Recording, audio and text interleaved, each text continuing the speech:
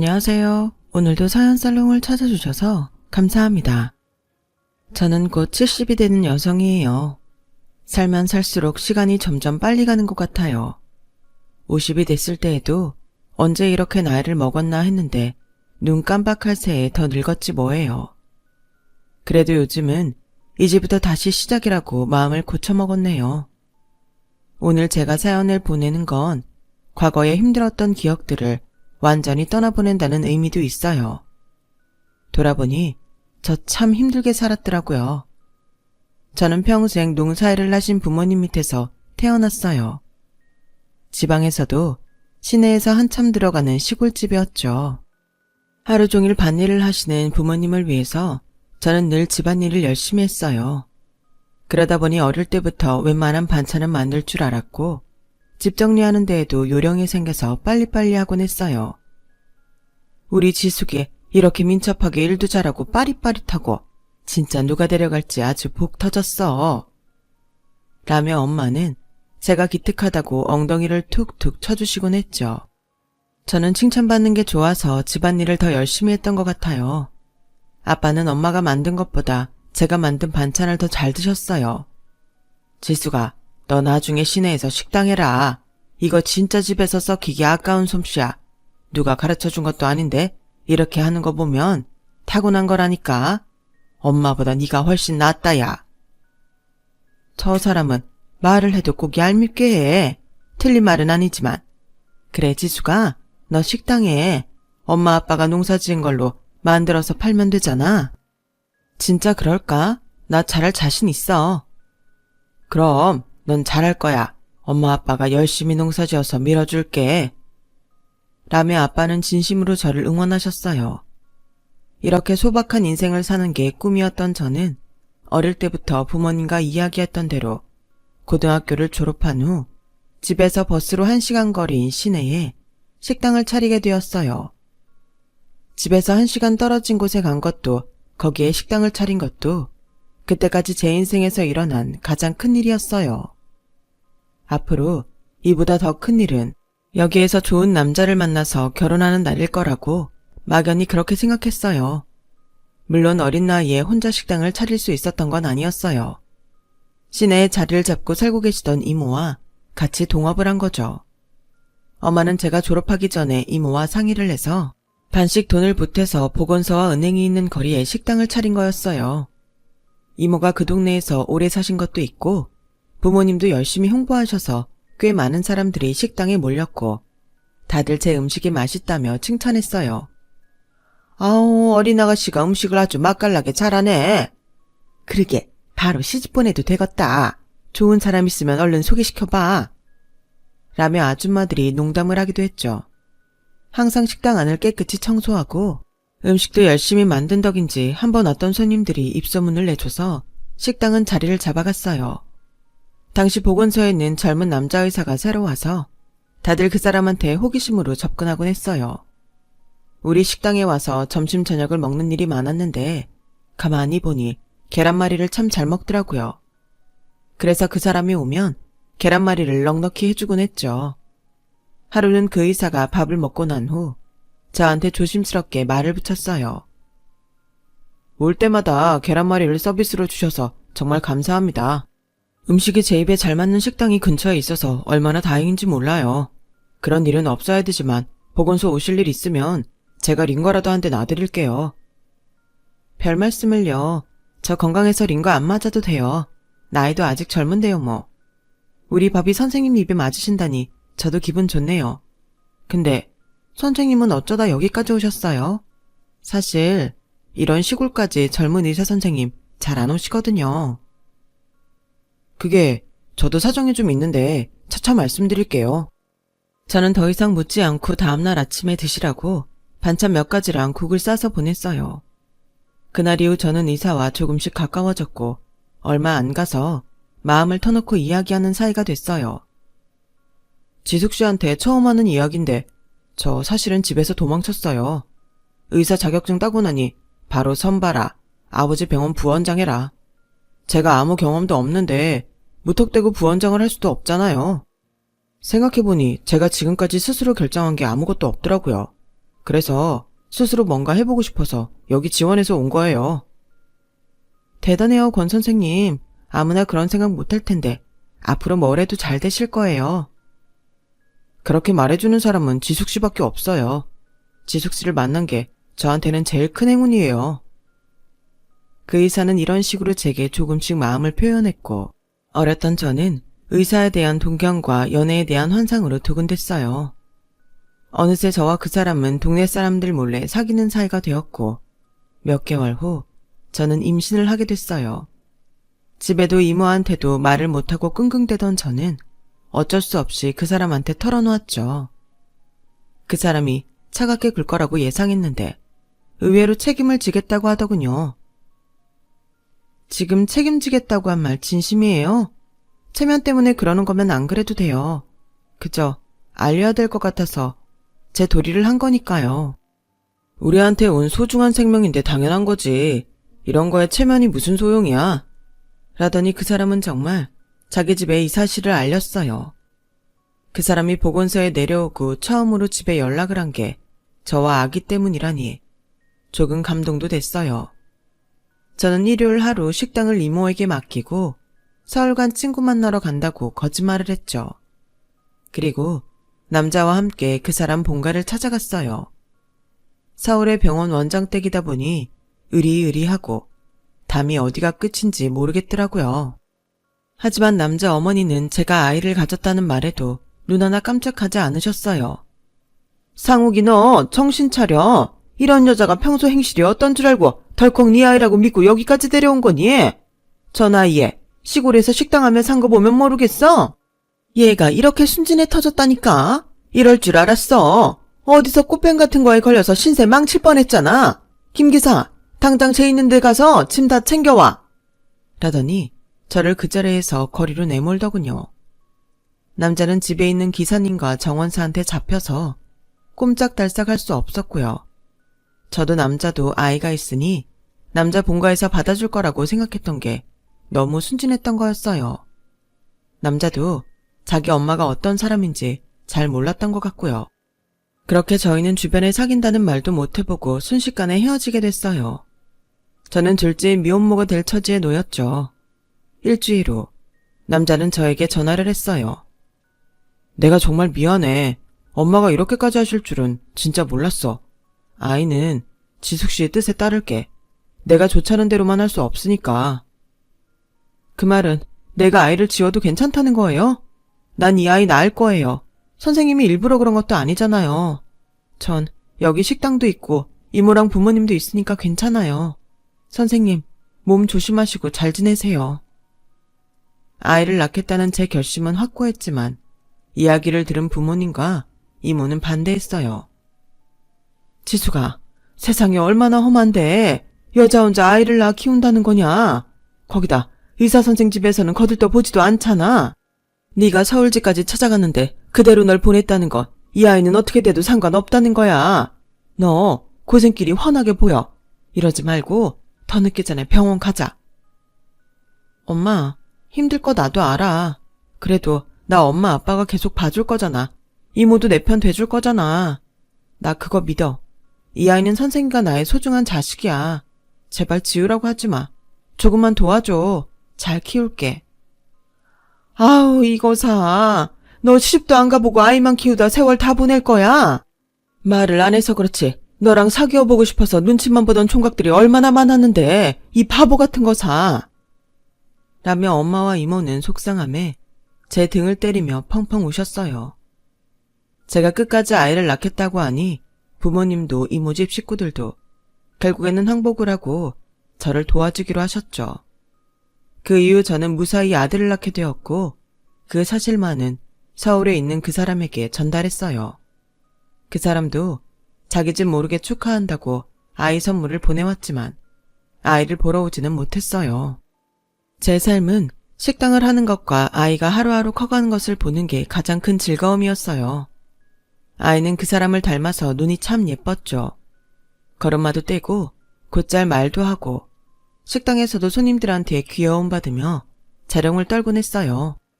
저는 아이만은 어떻게든 잘 키워야지 라고 다짐하며 하루하루 살았고요.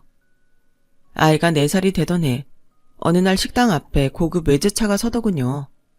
안에서는 고상한 여자가 내려서는 남자 어머니 심부름이라며 저한테 돈 봉투를 주는 거였어요. 그동안 아이 키우느라고 수고했어요. 이제는 저희가 키울게요. 그게 무슨 소리예요? 아이를 데려간다는 말이에요? 안 돼요. 이 아이가 저한테 어떤 아이인데. 절대 안 돼요. 이 돈 필요 없으니까 도로 가져가고 아이는 그냥 놔둬요. 이 아이로 당신이 나중에 원장님 집안에 무슨 협박을 할지도 모르는데 그걸 우리가 놔둘 것 같아요? 섭섭지 않게 넣었으니까 이걸로 원장님 댁하고는 완전히 정리하세요. 여자는 같이 온 남자 둘을 시켜서 아이 짐을 챙기더니 아이를 안고 차에 태워 가버렸어요. 집에서 식구들이 다 나와서 말리고 제가 아이를 뺏기지 않으려고 품에 안고 놔주지 않았지만 소용없었어요. 남자에게 전화했지만 계속 연결해주지 않더군요. 계속 이렇게 전화 안 바꾸면 나도 가만히 안 있어요. 내가 올라가서 무슨 깽판을 쳐도 상관없으면 그렇게 하세요. 나 당장 올라갈 거니까. 라며 화를 내자 그제야 남자와 연결이 됐어요. 저는 울면서 남자한테 내 아이 내놓으라고 소리를 질렀어요. 남자는 무슨 일이 생겼는지도 모르고 있더라고요. 하지만 그 사람의 집안에서의 위치나 성격을 알게 된 저는 남자가 알게 돼도 결과가 바뀌지 않을 거라는 걸 알았어요. 아니나 다를까 남자는 저에게 입이 닳도록 미안하다는 말만 되풀이했어요. 정말 부모님이 이렇게까지 할 줄은 나도 몰랐어. 내가 죄인이다. 실은 아내가 아이를 낳을 수 없다는 판정을 받았어. 아마 그것 때문에 엄마가 진호를 데려온 것 같아. 지수가, 너한테는 내가 100번 죽어서 사죄를 해도 할 말이 없다. 대신에 내가 정말 정성을 다해서 아이를 키울게. 그리고 꼭 너한테 보내줄게. 그게 그 남자가 저한테 해줄 수 있는 최선이었을 거예요. 저는 일주일이 넘게 고열에 시달리며 끙끙 앓았어요. 자리에서 일어난 후에도 아이가 눈앞에 어른거려서 일이 잘 되지 않았어요. 이모와 부모님은 그런 저를 눈물로 지켜볼 수밖에 없었죠. 시골에서 나고 자라서 뭘 어떻게 해야 되는지 모르는 부모님은 한탄을 하며 술을 마시는 날이 늘어났어요. 그런 모습을 보며 저도 더 이상 이러고 있어서는 안 되겠다고 생각했죠. 마음을 다잡고 식당 일에 열중했지만 아이들 목소리만 들려도 아들 생각이 떠올라서 혼자 남몰래 눈물 짓는 날이 많았어요. 그렇게 10년이라는 세월이 흐르고 저는 한 남자를 만나게 됐어요. 아내를 병으로 보낸 사람이었죠. 그때 식당이 있는 거리에 대기업 회사들이 들어오면서 우리가 사는 지방이 확 발전하게 됐어요. 갑자기 번화가가 되면서 식당도 장소가 좁아 넓은 데로 옮겼고요. 그 남자는 서울의 대기업 지사에 다니는 사람이었어요. 지적이고 자상한 그 남자는 저한테 처음부터 자기 마음을 표현했어요. 지숙 씨가 해주는 밥을 집에서도 먹었으면 좋겠어요.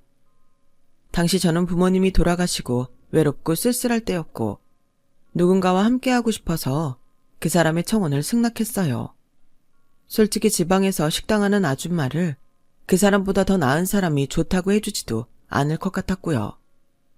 남자한테 초등학생 아들이 있다는 것도 제가 결혼을 결심한 이유였어요. 서울에 있는 그 사람은 나중에 내 아들을 만날 수 있게 해주겠다고 약속했지만 사진을 몇 번 보내온 게 다였거든요. 제가 이 남자 아들을 잘 키우면 서울에 있는 내 아들도 주변에서 좋은 사람들이 많이 도와줄 거라는 믿음이 있었어요. 조금 치사하긴 하지만 내 아들을 위해서 다른 집 아들을 잘 키우기로 한 거죠. 결혼하고 처음에는 아이가 내가 어색한지 가까이 오지 않았지만 시간이 지나니 곧잘 웃기도 하고 말도 잘했어요. 하지만 그것도 잠시였어요. 저를 마땅치 않게 생각했던 남편 집안 사람들이 아이를 자주 만나기 시작하더니 초등학교 6학년 때부터 아이가 저를 대하는 태도가 완전히 변했어요. 아줌마, 우리 아빠 돈 노리고 결혼한 거라면서요? 식당 일이나 하다가 아빠 꼬셔서 팔자 받고 아파트까지 들어왔는데 더 이상은 아줌마 뜻대로 안 될 테니까 그렇게 알아요. 석현아, 갑자기 그게 무슨 소리야? 그리고 아줌마라니 이제까지 엄마라고 했으면서 뭐가 섭섭한지 모르겠지만 마음 풀어. 그리고 나 다른 마음 없어. 그냥 아빠도 좋고 석현이 너도 좋아하는 것뿐이야. 웃기지 마요. 고모랑 할머니랑 삼촌들도 그랬어. 아줌마가 이 집에서 살 수는 있어도 이 집 거 아무것도 못 건드려요. 저는 너무 속상하고 기가 막혔어요. 제가 마음에 안 든다고 아이를 데려다가 무슨 소리를 한 건지 어른들이 진짜 몹쓸 짓을 한다고 생각했죠. 그래도 저는 제가 정성을 다하면 언젠가 아이가 알아줄 거라 믿고 제 할 도리를 다 했어요. 하지만 아이의 횡포는 점점 더 심해졌어요. 아이지만 무섭다고 생각한 건 남편이 있을 때는 말도 잘 듣고 착하게 굴다가 남편이 없으면 태도가 확 변하는 거였어요. 저는 정말 제가 까딱 실수라도 하면 큰일 나겠구나 싶었어요. 중학생이 된 아이는 점점 더 저에게 거칠게 굴더군요. 그렇다고 그걸 남편한테 이야기하고 싶지는 않았어요. 어쨌든 그 아이도 시댁 식구들 때문에 그렇게 된 건데 남편 마음을 힘들게 하고 싶지 않았거든요. 저 혼자 힘들고 말지 하며 하루하루 살아갔죠. 그러던 어느 날 웬 훤칠한 청년이 저를 찾아왔어요. 박지숙 씨 되시죠? 저 권진호예요. 권진호. 네가 진호라고? 정말 진호니? 어릴 때 억지로 헤어졌던 내 아들이 다 큰 어른이 돼서 제 앞에 나타난 거였어요. 저는 아들을 붙잡고 눈물이 나려는 걸 겨우 참았어요. 정말 잘 컸다. 너무 잘 컸어. 아주 훌륭하다. 어머니, 저건 미국 가요. 그 전에 꼭 한 번 뵙고 싶어서 정말 어렵게 찾았어요. 오래가 있진 않을 거고 몇 년 있다 다시 와요. 그동안 건강하시고 잘 지내셔야 돼요. 그래, 네가 더 잘 되려고 하는 건데 가야지. 건강한 게 제일이야. 무조건 건강 조심하고 사람들하고 잘 지내면 돼. 알았지? 이렇게 키워주지도 못한 엄마를 엄마라고 찾아줘서 고맙다. 무슨 말씀을요? 저도 다 알아요. 어머니가 절 키우고 싶지 않아서 안 키우신 거 아니잖아요. 어머니도 건강히 잘 지내세요. 보자마자 이별하는 게 너무 서운했지만 그런 감정은 내색하지 않았어요. 하지만 집에 오니 벌써 아들이 다시 보고 싶어 눈물이 나더군요. 혼자 방에서 통곡을 하며 울고 있는데 아이가 집에 와서 안방 문을 발로 쾅 차더라고요. 재수없게 남의 집 방에서 울고 있어. 그러려면 나가서 울어요.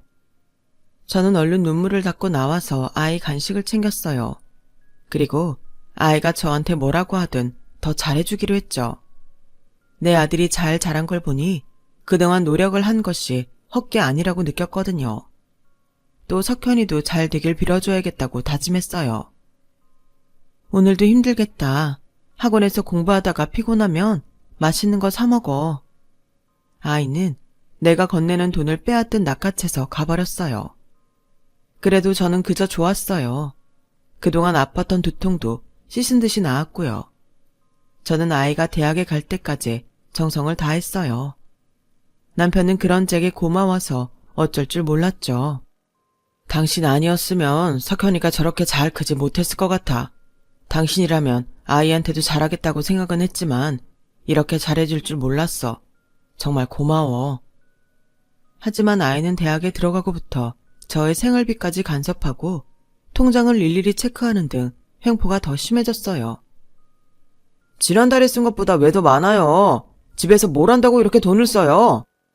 이게 당신 돈인 줄 알아. 착각하지 마. 우리 아빠 돈이잖아. 당신 멋대로 쓰면 가만두지 않을 거야. 저는 그 아이가 저한테 못되게 구는 걸 남편이 죽을 때까지 말하지 않았어요. 자기가 믿었던 아들이 그러는 걸 알면 얼마나 마음이 힘들겠어요. 남편은 원래 신장이 안 좋은 편이었는데 말년에 고생을 하다가 석현이가 인턴이 되는 걸 보고 저 세상으로 가고 말았어요. 저는 남편 장례식이 끝나자마자 살던 집에서 쫓겨났어요. 석현이가 사람들을 불러서 제 짐을 다 뺐더라고요. 이제 저희 남남이잖아요. 그동안 아버지 때문에 참고 있었는데 더는 가식적인 당신 보고 싶지 않아요. 아버지 유산 한 푼도 못 가져가니까 그런 줄 아세요. 유언장도 아버지 판단력이 흐렸던 거라고 하면 단식 못 안 줘도 된다고 변호사가 그랬어요. 그러니까 다시는 우리 집 근처에 얼씬도 하지 마세요. 저는 나이가 먹어 그런지 너무 오랜 세월 많은 걸 겪어서 그런지 그런 수모를 겪는데도 마음이 어째 담담했어요. 올 게 왔구나 하는 심정이기도 했고요. 저는 급하게 작은 월세방을 얻어서 들어갔어요. 실은 얼마 전부터 친아들이 저한테 매달 조금씩 돈을 보내주고 있었어요. 어머니, 제가 한국에 온 지 얼마 안 돼서 정리할 게 좀 있는데요. 그러고 나면 모시러 갈게요. 조금만 기다려주세요. 난 괜찮아. 너하고 만나고 싶을 때 만나기만 해도 난 충분해. 혹시 집안 어른들 눈밖에 나면 어떡하려고 그래? 난 진원이가 편하게 살았으면 좋겠어. 그런 말씀 마세요. 누구 때문에 어머니가 힘들게 사셨는데요. 저 그런 눈치 안 봐요. 눈치 볼 사람도 없고요. 조금만 기다려주세요. 저는 그저 말만이라도 너무 고마웠어요. 제가 남편 집에서 쫓겨난 걸 아들이 알면 바로 오겠지만 뭔지 몰라도 아들이 바쁜 일이 있는 것 같아 말을 하지 않았어요. 대신 혼자 여성 취업센터를 찾아다니며 요양보호사 자격증을 땄죠.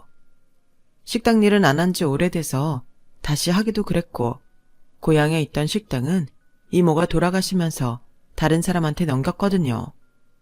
저는 어떻게든 혼자 힘으로 살아보고 싶었어요.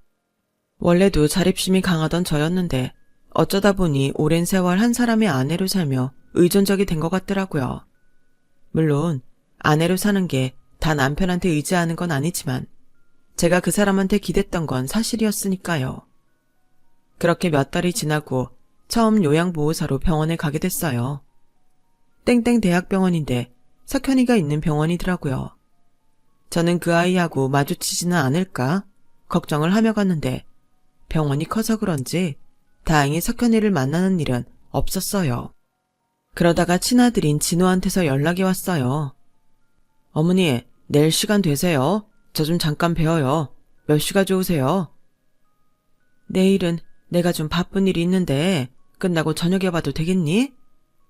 그럼요. 어머니 저녁 7시 반에 땡땡 레스토랑에서 뵈어요. 제가 요양보호사 일을 한다는 걸 알면 아들이 염려할까봐 그냥 좀 바쁘다고만 했어요. 다음날 환자를 돌보러 가는데 끝나면 아들을 만난다고 생각하니 그렇게 좋을 수가 없더라고요. 저는 잘 지내는 것처럼 보이려고 옷도 더 깨끗하게 입고 화장도 평소보다 더 곱게 하고 가방도 죽은 남편이 사줬던 명품을 들었어요. 신이 나서 병원 현관을 들어서는데 바로 앞에 흰 가운을 입은 의사가 저를 경멸하는 눈초리로 쳐다보더군요. 보니까 석현이었어요. 저는 고개를 숙이고 얼른 그 자리를 피하려고 했죠. 제가 병실로 가는 엘리베이터로 가니 석현이가 쫓아오더군요. 여기는 무슨 일로 온 거예요? 또 누구 홀리러 오셨나? 어쩐 일로 이렇게 차리고 왔어요? 그런 거 아니야, 석현아. 나 여기 누구 잠깐 간호해주러 왔어. 제 이름 함부로 부르지 마세요. 당신하고 아는 사이인 거 여기 누가 알기라도 하면 나 쪽팔려서 못 다녀. 나가요, 당장. 안 돼. 나 여기 일하러 온 거야. 내가 봐줘야 되는 환자가 있어서 그래. 서로 모른 척 하면 되잖아. 이대로 넘어가자. 응? 할머니 말씀이 다 맞았네. 당신 같은 천안부류는 남자 잡아먹고 또 다른 남자 찾는다더니 그러려고 온 거 맞네. 이건 내 일이야. 나도 먹고 살아야 되잖아. 그냥 일하는 거야. 그럼 다른 데 가서 일해요. 왜 굳이 여길 와요? 우리 병원에 부자 노인네들 입원 많이 하는 거 알고 온 거죠? 그리고 우리 아버지가 사준 그 가방도 일이 내요. 아들은 제 한쪽 팔을 붙잡고 정문이 아닌 주차장 쪽 현관으로 끌고 갔어요. 그러더니 제 가방을 확 잡아채고는 저를 밀어내는 거였어요. 너 정말 이럴래? 그건 내가 선물로 받은 건데 왜 네가 빼앗아? 난 내 남편이 준 선물 하나도 간직 못하니? 정말 저질스러워서 못 들어주겠네. 선물? 당신이 이런 거 받아내려고 나한테 그렇게 잘하는 척 연기하면서 한 거잖아. 더 이상 할 말 없으니까 좀 꺼져요. 그때 주차장에서 제가 있는 현관 쪽으로 누가 성큼성큼 걸어왔어요. 그러자 석현이는 얼른 가방을 등 뒤로 숨기고는 인사를 꾸벅 하더군요. 안녕하십니까, 교수님. 어머니, 여기서 왜 이러고 계세요? 저는 석현이가 교수님이라고 부른 사람이 저를 부르는 목소리에 고개를 돌렸어요. 바로 제 친아들인 진호였어요. 어머니요? 저기 사람 잘못 보셨어요. 이 할머니는 교수님 어머니 아니에요. 어머니, 저랑 약속은 아직 한참 남았는데 왜 벌써 오셨어요? 그리고 박 선생이 하는 말은 또 뭐예요? 진호야, 그게 말이다. 제가 아들 이름을 부르자 석현이는 표정이 변했어요. 자네, 등 뒤에 들고 있는 가방 이리 내. 진호가 무서울 정도로 차갑게 말하자 석현이는 바짝 얼어서 가방을 앞으로 내밀었어요. 내가 저쪽에서 다 봤어. 보아하니 자네가 우리 어머니가 결혼하셨던 분 자제인 모양이군. 그런데 자네 태도를 보니 우리 어머니를 무슨 잡상인 취급하는 것 같은데 뭐 하는 짓인가? 자네를 이렇게 키워서 의대까지 보내주신 분 아닌가? 아, 그게 교수님이 잘 모르시는 저희 집안 사정이 있습니다. 내가 다 알아봤어. 우리 어머니가 결혼해서 어떻게 사셨는지. 어머니가 지극정성 다해서 키운 아들이 친할머니랑 고모 얘기만 듣고 어떻게 했는지도 알아. 자네는 그냥 우리 어머니가 싫었던 거 아닌가? 친할머니와 고모는 그저 핑계였고 어머니한테 자기 속풀이를 다 한 거 아니냐고. 자네 아버지는 그래도 좋은 분이셨던 것 같은데 어떻게 자네는 인품이 이것밖에 안 돼? 교수님, 그런 게 아니라요. 그건 제가 오해를 해서요. 이제 와서 내가 이런 말을 하니까 오해라고. 자네가 내가 있는 성형외과를 지원하고 싶다고 했던가? 어디 한번 해보게. 어떻게 될지. 다른 과를 지원한다고 잘 될지는 모르겠네. 아니 교수님, 제가 뭘 어쨌다고 무슨 말씀을 하시는 건지. 자네가 우리 어머니가 받기로 되어 있었던 유산도 못 받게 만든 거 알고 있어. 내가 그거 변호사 선임했고 자네한테 곧 소송한다는 통보가 갈 거네. 교수님, 그건 저도 할 말이 있습니다. 교수님! 진호는 더 이상 석현이를 쳐다보지도 않고 저를 데리고 안으로 들어갔어요. 석현이는 우리를 쫓아오다가 엘리베이터 문이 닫혀서 그 앞에서 어쩔 수 없이 발만 동동 구르고 있었죠. 알고 보니 진호는 제가 어떻게 살았는지 알아보고 제 억울함을 풀어주려고 한국에 오자마자 여러 준비를 했더라고요. 이제는 저 세상으로 간 진호 아버지가 제 이야기를 하며 자기가 힘이 없어 못했던 걸 제게 다 해주라며 유언을 남겼었다는군요. 진호는 자기 앞으로 된 유산을 받은 다음 자기 친가와 관계를 끊고 병원도 처분하고 모든 걸 정리하느라 시간이 걸렸다고 했어요.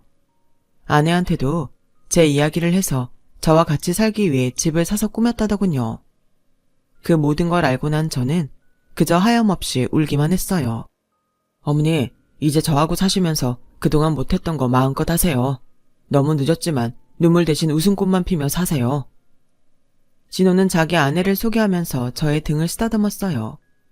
며느리도 제 두 손을 꼭 잡고서 눈물을 글썽였어요. 얼마나 고생이 많으셨어요. 남편 집안 어른들이 굉장히 완고하셔서 저 사람도 마음고생이 심했는데 이제 두 사람 편히 살았으면 좋겠어요. 고맙다. 엄마 노릇도 못했는데 이렇게 나를 받아줘서 너무 고마워. 그런 말씀이 어딨어요. 저는 어머니가 너무 마음이 고운 분이셔서 진짜 행운이라고 생각해요. 저처럼 좋은 시어머니를 둔 친구들 없을걸요? 정말 말만이라도 너무 고마웠어요. 진호는 제 월세방에 있는 짐을 자기네 집으로 옮겨놓고 저를 불렀어요. 서울 근교에 예쁜 마당이 있는 집 1층. 제일 햇볕이 잘 드는 방이 제 방이더군요. 그날 이후 석현이는 틈만 나면 저한테 전화를 했어요. 교수님한테 말 좀 잘해주세요. 저 원래 예뻐하셨잖아요. 제가 지금 여기서 찍히면 어딜 가겠어요. 꼭 좀요. 네? 내가 이야기해보는 건 하는 건데 우리 진호가 워낙 생각이 확고하더구나. 그리고 네 말대로 난 너를 예뻐했어. 근데 넌 끝까지 나한테 어떻게 했니? 직장인 니네 병원에서 날 끌어냈잖아. 그때 난 너한테 완전히 질렸다. 솔직히 더는 보고 싶지 않아. 이제 전화도 그만했으면 좋겠구나. 아줌마, 이러지 마시고요. 잘나가는 아들 생겼다고 갑자기 저한테 이러시는 거예요. 이건 아니죠. 그때 옆에서 아들이 전화를 뺏어들었어요. 자네 그런 말하는 거 보니 아직도 정신 못 차린 것 같은데 앞으로 우리 어머니한테 한 번만 더 전화하면 진짜 병원에 있지도 못하게 할 줄 알게. 아니에요. 앞으로 전화 안 할게요. 교수님, 아줌마, 아니 어머니, 엄마, 저 좀 도와주세요. 석현이가 울부짖는데도 진호는 전화를 그냥 끊어버렸어요. 저는 진호한테 그래도 석현이를 힘들게 하지 말라고 했어요. 그런데 석현이 인턴 생활이 그렇게 성실하지 못하다고 하더군요. 자꾸 잘나가는 교수들 연줄만 타려고 하고 야가 빠진 모습만 보여서 동료 인턴들 사이에서도 평이 안 좋다고 했어요. 그 이후 석현이는 저한테 전화를 하지 않았어요. 대신 제가 아들을 만나러 병원에 갔을 때 와서 고개를 조아리며 사과를 했죠. 제가 그동안 정말 잘못했습니다. 용서해 주세요. 석현이는 힘들게 인턴 생활을 하고 겨우 레지던트를 시작했다가 큰 실수를 해서 지방에 낙후된 곳까지 내려갔다고 들었어요. 안타까웠지만 제가 어떻게 할 수 있는 일이 아니었죠. 저는 그 후 아들 내외와 손주 손녀와 함께 지금까지 잘 살고 있습니다. 제 이야기는 여기까지예요. 오늘 이 이야기를 끝으로 힘들었던 기억은 완전히 지우고 싶네요. 이제는 진우 아빠, 석현이 아빠 만나러 갈 때까지 행복한 시간만 있었으면 좋겠어요. 제 이야기를 들어주신 분들도 언제나 건강하고 행복하시길 바랄게요. 감사합니다. 여러분, 사연 댓글에 응원과 현명한 조언 부탁드려요. 좋아요와 구독은 저에게 큰 힘이 됩니다. 오늘도 좋은 일 가득하세요.